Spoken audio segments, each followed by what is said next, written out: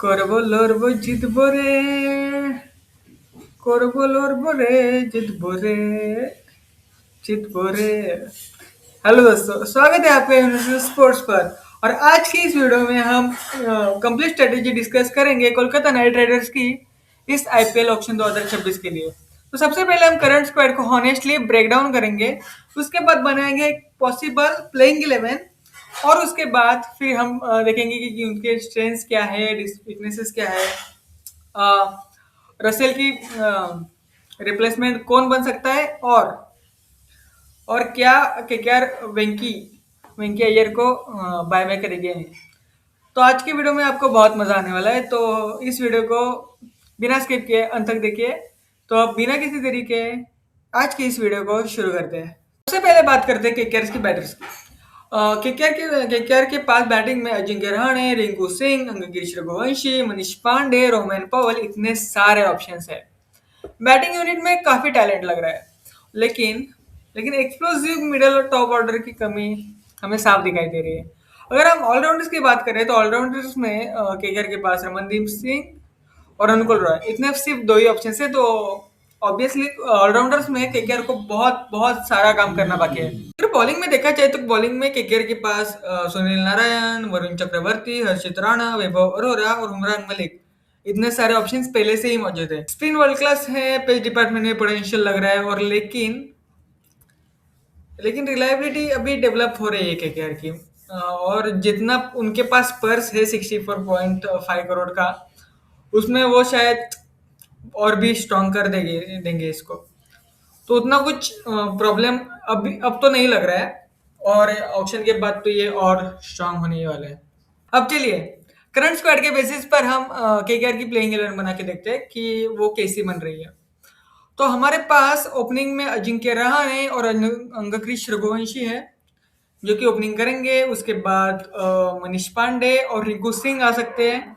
Finishers में at this point of time KKR के पास Roman Powell और रमनदीप सिंह मौजूद है। और ऑलराउंडर स्पिन के ऑप्शन की तरह अगर देखा जाए तो सुनील नारायण शायद से वो ओपनिंग भी कर सकते हैं जैसे वो हर साल करते हैं। और बॉलर्स में देखा जाए तो वरुण चक्रवर्ती, हर्षित राणा, वैभव अरोरा और उमरान मलिक, इतने सारे ऑप्शंस पहले से ही मौजूद है। अगर हॉनेस्टली बताऊँ आपको तो प्लेइंग 11 अब तक मतलब अभी जो प्लेइंग 11 बन रही है वो वीक तो नहीं लग रही है।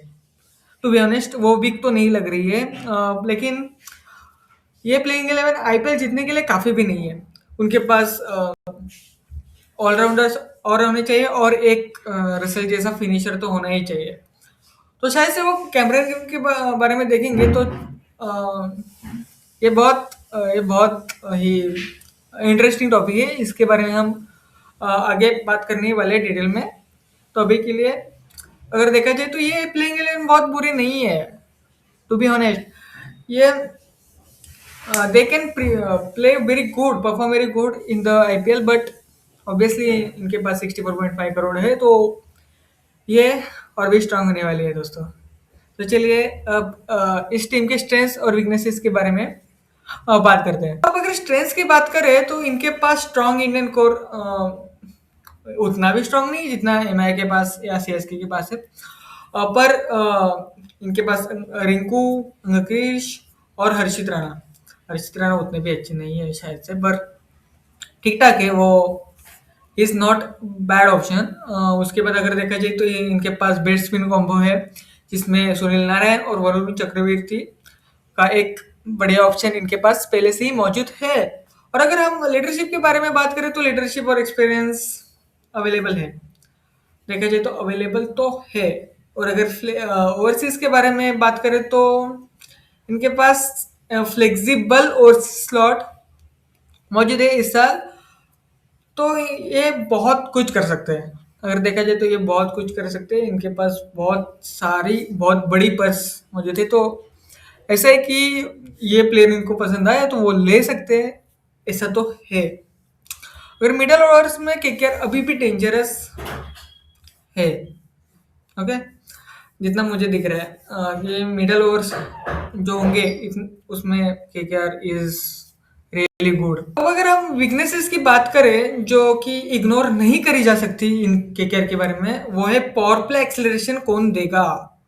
ये बहुत बहुत ही इंपॉर्टेंट क्वेश्चन है कि पावर प्ले एक्सेलरेशन कौन देगा। जैसे एमआई में अ, रोहित शर्मा देते हैं स्टार्ट में, या रायन रिकल्टन देते हैं।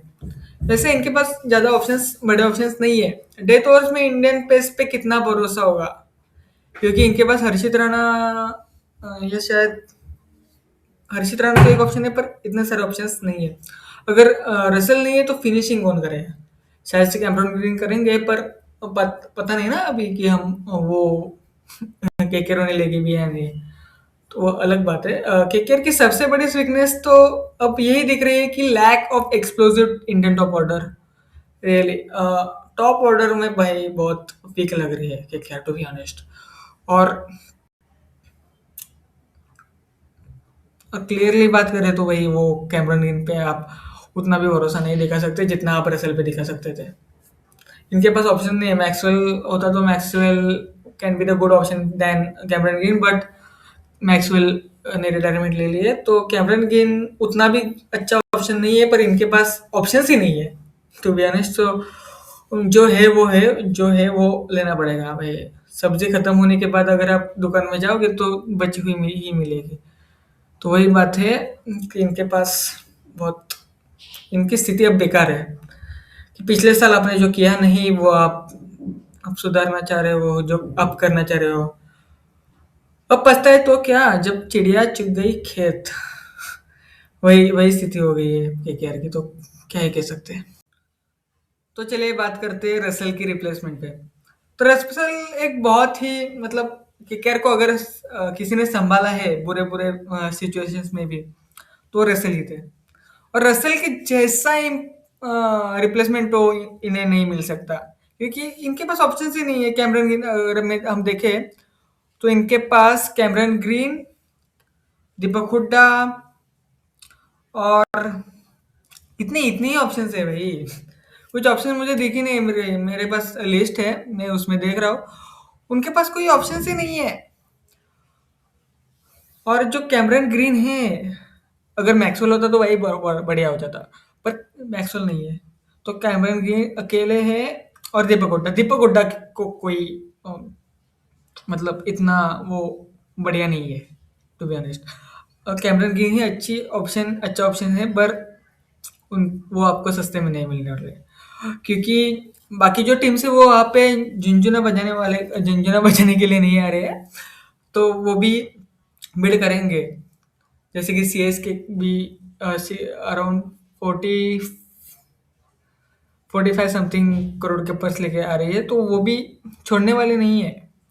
आपको कैमरन ग्रीन मिलेगा, कैमरन ग्रीन केकेआर को ही मिलेगा, पर वो इजीली नहीं मिलेगा। एटलीस्ट 25 तो पिछले साल अपने बेंकी पे भी बहुत सारा पैसा खर्च किया था।